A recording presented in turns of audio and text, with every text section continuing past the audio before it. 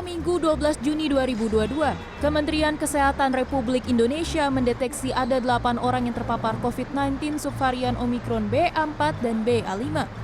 4 kasus terdeteksi di Bali sementara 4 lainnya di Jakarta.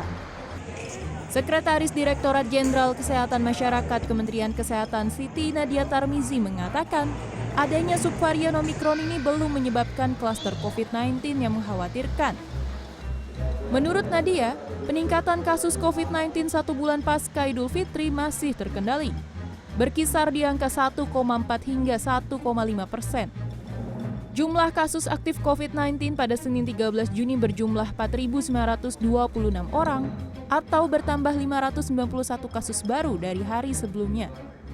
Sebenarnya orang bisa saja positif tapi cenderung gejalanya ringan dan cakupan vaksinasi sudah sangat luas, maka hal-hal seperti yang kita lakukan di awal-awal dengan adanya pemberlakuan karantina, kemudian adanya pemeriksaan wajib PCR pada pelaku perjalanan ini tidak diperlukan lagi. Nah, apakah kemudian BA4 ini dengan ditemukan BA4, BA5, apakah perlu dilakukan pengetatan? Sampai saat ini dinilai belum perlu karena dari. Namun demikian, antisipasi atas subvarian Omikron BA4 dan BA5 perlu dilakukan. Ketua Perhimpunan Alergi Imunologi Indonesia atau Peralmuni Iris Rengganis mengatakan, sifat subvarian BA4 dan BA5 sama seperti varian Omikron, yaitu memiliki laju penyebaran yang cepat namun menyebabkan gejala yang ringan.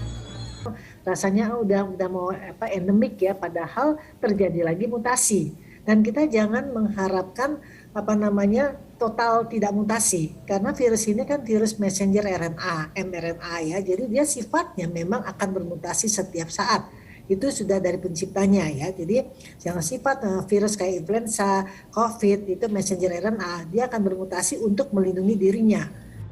Iris menambahkan, vaksin booster masih menjadi jurus jitu untuk mengurangi angka kesakitan dan kematian akibat subvarian itu. Saat ini, angka cakupan vaksinasi dosis kedua nasional baru 168 juta orang, atau 62% dari total populasi Indonesia. Kementerian Kesehatan akan menggenjot laju vaksinasi hingga 70% di bulan Juni. Tim Liputan, CNN Indonesia.